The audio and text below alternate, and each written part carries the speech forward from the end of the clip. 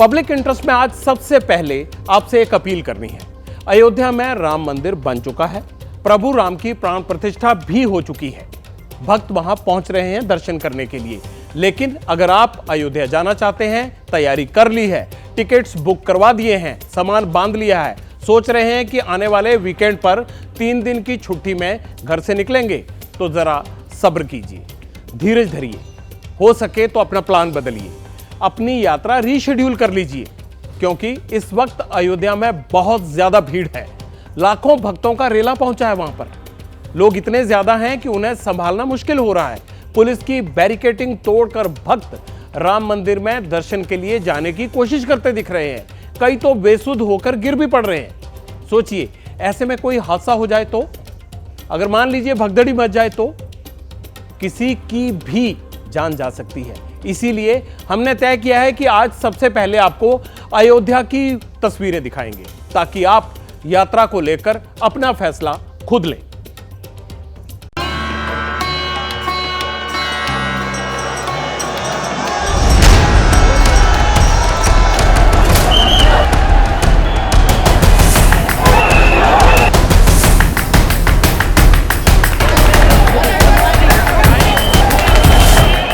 राम कसम, ये भीड़ डरा रही है, माथा चकरा रही है, रोंगटे खड़े हो जाते हैं भीड़ का ये जुनून देखकर।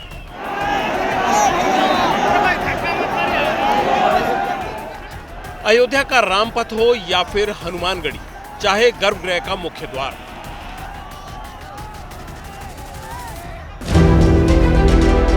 भीड़ कलेजा चीर है, भीड़ अधीर है, बेलगाम है, बेकाबू है। किसी को किसी की फिक्र नहीं, ना किसी को किसी की परवाह, किसी में धैर्य नहीं, बस एक बार रामलला के दर्शन करने हैं। कानून टूटे चाहे माथा फूटे, जान जाए पर राम के दर्शन हो जाए।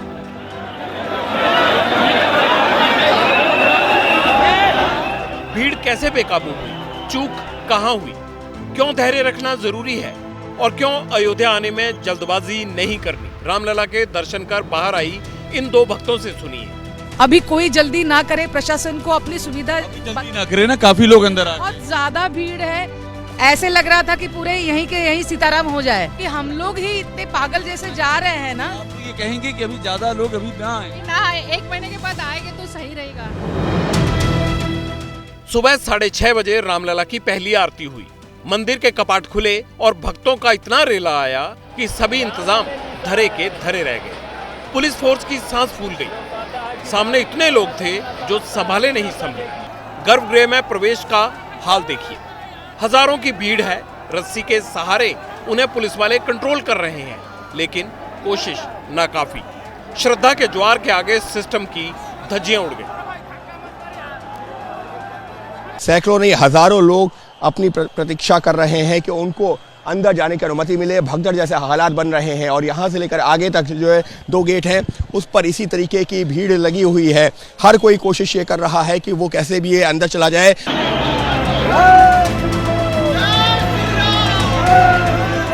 भीड़ में आंध्र प्रदेश से आए श्रद्धालु से मिलिए। सांस फूली हुई थी, चेहरे की हवाइयां उड़ी हुई थी। सुकून बस ये था कि राम कृपा हो गई। डायरेक्शन में अंदर सो भी एक के ऊपर एक बहुत ज्यादा भीड़ है। ओ मैं नीचे पड़ेगा, नीचे पड़े से आप गिर पड़े थे? हाँ, मैं पड़े थे, मैं पड़े थे। ऊपर से लोग गिर रहे, दर्शन हो गया। कोई हादसा ना हो जाए, इसीलिए मंदिर के कपाट तयशुदा समय से 1 घंटे पहले ही खोल दिए गए। मंदिर के कपाट 8 बजे की जगह 7 बजे खोलने पड़े। दोपहर 1 बजे तक करीब 1.5 लाख श्रद्धालुओं ने दर्शन किए। 3 बजे मंदिर के कपाट दोबारा खुले। दोपहर तक 3 लाख श्रद्धालु दर्शन कर चुके थे। रात 10 बजे तक मंदिर खुला रहेगा।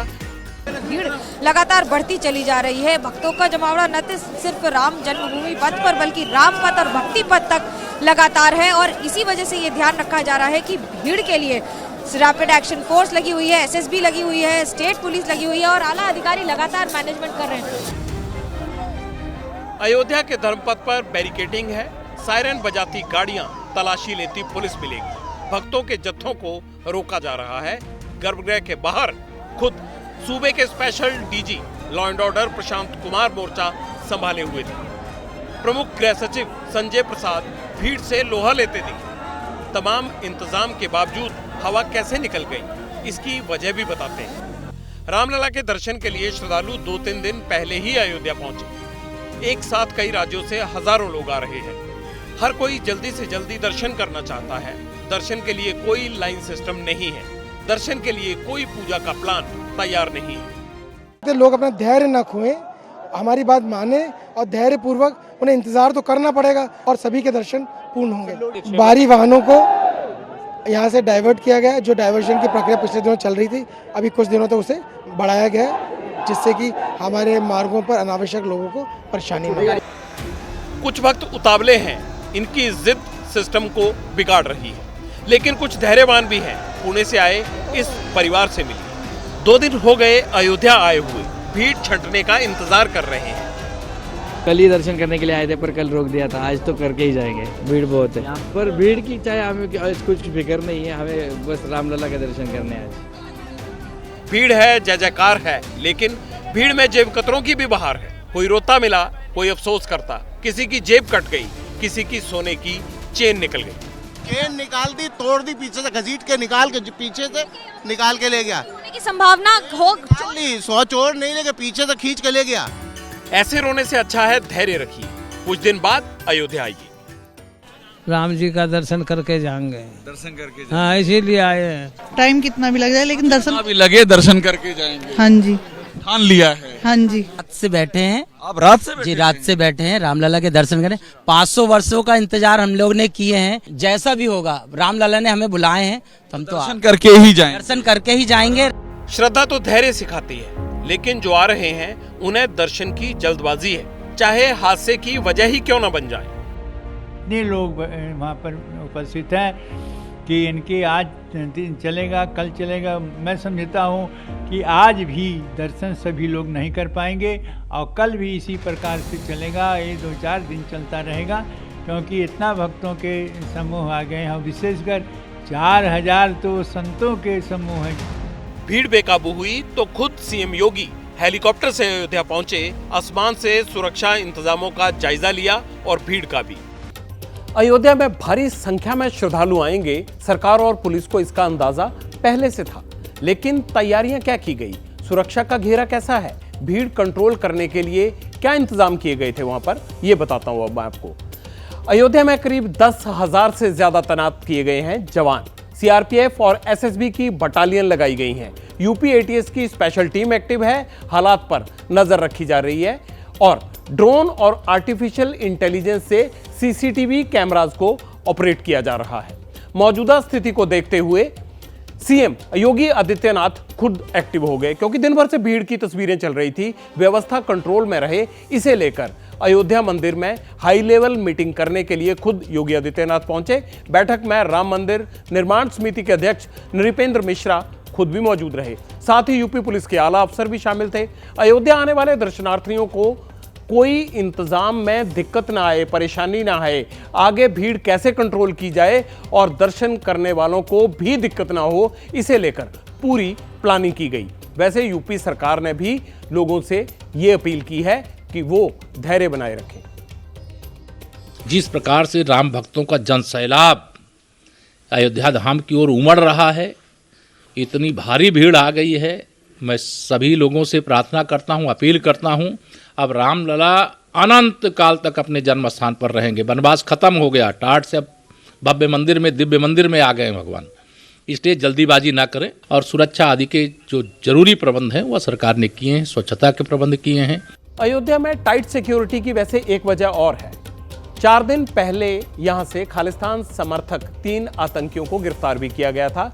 हाई अलर्ट तभी से है। राम मंदिर की सिक्योरिटी भी बढ़ा दी गई है, क्योंकि सुरक्षा में कहीं भी कोई चूक भारी पड़ सकती है। लिहाजा पुलिस और सरकार कोई भी जोखिम उठाना नहीं चाहती। दरअसल 19 साल पहले रामलला के मंदिर पर आतंकी हमला किया गया था। ये साजिश जैश-ए मोहम्मद ने रची थी। 5 फिदायीन रामलला की स्थापना स्थल तक पहुंच गए थे, लेकिन कड़ी सुरक्षा के चलते 5 को मार गिराया गया था। उस वक्त ब्रिगेडियर गोविंद सिंह सिसोदिया फैजाबाद में ब्रिगेड कमांडर थे। कैसे ये हमला हुआ था और आतंकियों ने कैसे पूरी घटना को अंजाम देने की कोशिश की थी, इस पर थोड़ी देर पहले ब्रिगेडियर सिसोदिया से मैंने खुद बात की। वो आपको सुनवाता हूं। शायद आप में से बहुत सारे लोग उस घटना के बारे में नहीं जानते होंगे। ब्रिगेडियर सिसोदिया, 2005 में जब आप फैजाबाद पोस्टेड थे तो रामलला के मंदिर में आखिरकार हुआ क्या था, वो घटना क्या थी? 5 जुलाई 2005 को मैं वहां ब्रिगेड कमांडर था फैजाबाद में, अब अयोध्या जिसका नाम है। तो मेरी इंटेलिजेंस गैदरिंग टीम घूमती रहती थी टाउन के आसपास वगैरह, क्योंकि हमारी पूरी ब्रिगेड की डिप्लॉयमेंट उधर थी। तो अचानक ही मुझे मैसेज आता है कि राम मंदिर पे आतंकवादियों का हमला हो गया है। उसी समय मैं अलर्ट हो गया। मैंने अपने ट्रुप्स को भी अलर्ट कर दिया, अपने स्टाफ को भी, और उसी समय नेशनल टेलीविजन पे भी खबरें आनी शुरू हुई। सबको एक चीज का फिक्र था कि अगर ये बात बढ़ गई तो अगले उसी समय हिंदुस्तान में क्या होना है लोगों को आइडिया भी नहीं हो सकता था। जब ये घटना घटी तो मैं एकदम अपने टीम को लेके सिविल हालत में राम मंदिर में गया। वहां देखा तो वहां उसमें एक्शन हुआ था। ये जो टेररिस्ट थे ये 5 आए थे। इन्होंने एक जीप ली थी, पहले किसी और गाड़ी में आए, टाटा सूमो में आए, फिर उन्होंने जीप चेंज की और उन्होंने जो लोग पहले राम मंदिर में गए हैं उसके चारों तरफ जो बैरिकेडिंग थी, वो लोहे के पाइप लगे थे, उसके ऊपर तार वगैरह लगी हुई थी। उन्होंने गाड़ी उसके नजदीक लाई और ब्लास्ट की। ये 3 इस तरफ लोगों ने ब्लास्ट की और 2 ने दूसरी तरफ से, एक और साइड से गेट था, वो मेन गेट से नहीं आए। जैसे ही ब्लास्ट हुआ वो अंदर एंटर किए। उन्होंने अंधाधुंध फायरिंग शुरू कर दी। ये लोग काफी अंदर तक आए, 2 दिशाओं से आए। जब ये आए तो ये इतने नजदीक पहुंच गए थे राम मंदिर के कि अगर इनका हथियार और एमुनेशन सही होता तो बहुत मुश्किल हो जानी थी, क्योंकि जहां रामलला की मूर्ति रखी हुई थी वहां वो एरिया तरपाल से ढका हुआ था, उसके बैम्बू लगे हुए थे। सारा मटेरियल ऐसा था कि अगर एक चीज आग पकड़ जाती तो पूरा राम मंदिर, जहां रामलला का निवास था टेम्परेरी, उसको आग पकड़ जाती। जो मुझे फिक्र था कि कहीं ऐसा तो नहीं है कि कोई टेररिस्ट छुपा हुआ है झाड़ियों में। उस समय पब्लिक भी आनी शुरू हो गई थी अंदर आने के लिए।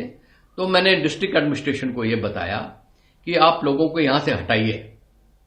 एक तो नुकसान हो सकता है, दूसरा आतंकवादियों ने जो ग्रेनेड फेंके हैं या कोई और उनका सामान नीचे गिरा है या कोई आईईडी है, अगर उसके ऊपर पांव पड़ जाता है तो और नुकसान होगा।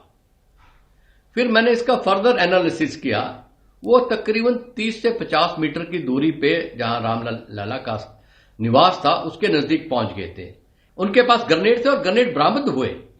वहां झाड़ियों में जब ग्रेनेड मिले तो मैंने इनको, पुलिस को और डिस्ट्रिक्ट एडमिनिस्ट्रेशन को बताया कि यहां सामान गिरा हुआ होगा, आप लोगों को जाने ना दें। इतनी उन्होंने सख्त तेजी से कार्रवाई की, बाकियों को दिखाने के लिए कि वो तो एक किस्म से लोग हैं जो मंदिर जाना चाहते हैं, उस तरीके से आए थे। उन्होंने ब्लास्ट किया। जो वहां टावर थे सेंट्रीज के, वहां पैरामिलिट्री फोर्स लगी थी, सीआरपीएफ थी, पीएसी लगी हुई थी। वहां से हाइट से ऑब्जर्वेशन वगैरह अच्छी थी और उन्होंने ऊपर से उनके ऊपर फायर किया। इन्होंने भी फायर किया। इसमें तकरीबन 3 सीआरपीएफ वाले भी हताहत हुए। ये प्लानिंग कहाँ हुई थी सिसोदिया साहब? ये पता लगा कि प्लानिंग कैसे हुई थी और रामलला के टेम्पल पर अटैक के लिए कौन लोग इसके पीछे थे, मास्टरमाइंड कौन था, ये सब पता लगा बाद में? बाद में इन्वेस्टिगेशन ने बताया कि ये लोग नेपाल के थ्रू एंटर हुए थे। ये लोग लश्कर तोयबा के थे। किसी ने कहा जैसे मोहम्मद के हैं, पर आमतौर पर बिलीव किया जाता है लश्कर तोयबा के थे। तो ये वहां से पाकिस्तान से आए होंगे, नेपाल में, और यहां आए होंगे, यहां आके रुके होंगे, क्योंकि ये आजमगढ़ होके आए थे। तो ये सुल्तानपुर, आजमगढ़ वगैरह होके आए थे। ये प्लानिंग मुझे लगता है कि पाकिस्तान से होगी, क्योंकि जब ये आए हैं तो उन वेपन्स को लेके आए हैं जो इस जगह के लिए इस्तेमाल हो सकते थे अच्छी तरह से। पर मुझे एक और शक है कि हथियार एमुनेशन पहले का इनके पास पड़ा था, क्योंकि ग्रेनेड फटे नहीं। इसका मतलब ग्रेनेड पुराने ग्रेनेड थे। आपने सिसोदिया साहब प्राण प्रतिष्ठा का जो कार्यक्रम जब आप देख रहे होंगे, कल अपने घर में ही देखा होगा, जाहिर सी बात है टीवी पर, तो आपको ये पूरा सीक्वेंस, ये पूरा घटनाक्रम याद आ रहा होगा कि आज हम क्या देख रहे हैं और 2005 में क्या होने वाला था जब मेरी वहां तैनाती थी। बिल्कुल सही, क्योंकि ये काफी पुरानी बात थी। मैं कई जगह होया आया था, तो ये मेरे दिमाग से थोड़ा निकल गया था। जब प्राण प्रतिष्ठा की बात आई और जब मैं लाइव देख रहा था तो मेरे वो पूरी पिक्चर मेरे दिमाग में आ गई। तो ये जैसे एक किस्म से रील चलती है फिल्म की, मेरे नजरों के सामने वो रील भी पूरी तरह से घूम रही थी। क्या कोई पकड़ा भी गया था उनमें से टेररिस्ट, या कोई उनका ऐसा मॉड्यूल, या सभी के सभी मौके पर ही न्यूट्रलाइज कर दिए गए थे? ये जो 5 आए थे, पांचों के पांचों मौके पे न्यूट्रलाइज कर दिए गए थे। आप कब जा रहे हैं? राम मंदिर की प्लानिंग की कुछ प्राण प्रतिष्ठा के बाद दर्शन करने? जब मैं जाऊंगा तो मैं फिर दोबारा से विजिट करूंगा कि रामलला के दर्शन करूंगा और एज ए सिक्योरिटी प्रोफेशनल अपने नजरें पूरी तरफ घुमाऊंगा, अंदर और बाहर। बहुत बहुत शुक्रिया सिसोदिया साहब हमसे बातचीत करने के लिए और 2005 के इस इंसिडेंट के बारे में हमारे दर्शकों को बताने के लिए। वैसे ब्रिगेडियर सिसोदिया वही अफसर हैं जिन्होंने मुंबई हमले में आरोपी अजमल कसाब, जो कि पाकिस्तान का टेररिस्ट था, उसे इंट्रोगेट किया था। श्रीलंका में शांति सेना के दौरान एक ऑपरेशन में भी वो घायल हुए थे। तो इस तरह से ब्रिगेडियर सिसोदिया ने बताया कि किस तरह से हमला किया गया था रामलला के मंदिर पर। अयोध्या में आतंकी तो ढेर हो गए थे, अब मुंबई में पत्थरबाजों और उपद्रवियों के घर भी ढेर होंगे। बुलडोजर का एक्शन वहां भी शुरू हो गया है। 2 दिन पहले राम नाम के झंडे वाली गाड़ियों पर जिन्होंने हमला किया था, पत्थरबाजी की थी।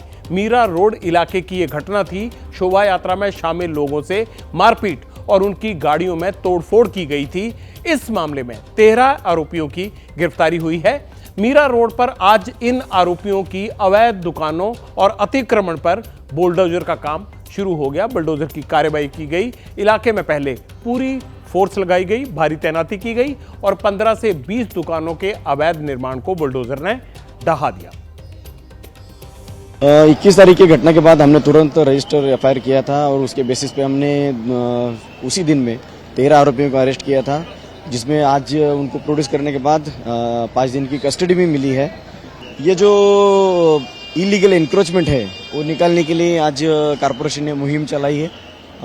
अभी इस एरिया में जो माहौल है वो उससे देखकर आज भारी बंदोबस्त हमने दिया है ताकि ये कार्रवाई आसान तरीके से की जा सके। ये मीरा रोड का नया नगर इलाका है, वही नया नगर इलाका जहां पर 48 घंटे पहले दंगा हुआ था, उपद्रवियों ने पत्थरबाजी की थी, हिंसा की थी और जो गुंडागर्दी की थी उसके खिलाफ अब पुलिस का बड़ा एक्शन होने के बाद अब महानगर पालिका का, मीरा रोड भाईंदर महानगर पालिका का एक्शन देखने को मिल रहा है।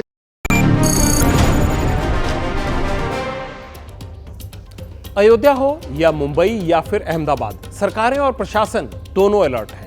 ऑर्डर बिल्कुल साफ है। अगर आस्था के नाम पर, धर्म के नाम पर माहौल बिगाड़ने की कोशिश होगी तो सख्ती से निपटा जाएगा। लेकिन एक काम आपको भी करना है, अयोध्या जाने की जल्दबाजी कतई नहीं करनी। भगवान राम अब सदा के लिए विराजमान हो चुके हैं, मंदिर में ही रहेंगे, कहीं नहीं जाने वाले हैं। और अगर आप अभी रामलला के दर्शन करने के लिए घर से निकले, सबके साथ निकले, तो फिर सिक्योरिटी हो या फिर क्राइसिस मैनेजमेंट, सरकार पर, पुलिस पर, दूसरी एजेंसियों पर प्रेशर ज्यादा पड़ता है। हो सकता है आज जैसे हालात फिर बन जाएं। परेशानी कम नहीं कर सकते तो कम से कम हमें इसे बढ़ाना नहीं चाहिए। जैसे ही घड़ी का काटा दोपहर 2:30 पे आए, बबीता जी का दिल सास बहू साजिश के लिए मचल जाए। और ये है इनकी बहू, पूरे दिन ऑफिस की टेंशन हो जाए गॉन जब ये करें अपना फेवरेट शो फ्री टाइम पे ऑन। इनकी तरह आप भी देखें अपना फेवरेट शो अपने टाइम पर और डाउनलोड कीजिए एबीपी लाइव ऐप अपने स्मार्ट टीवी पर।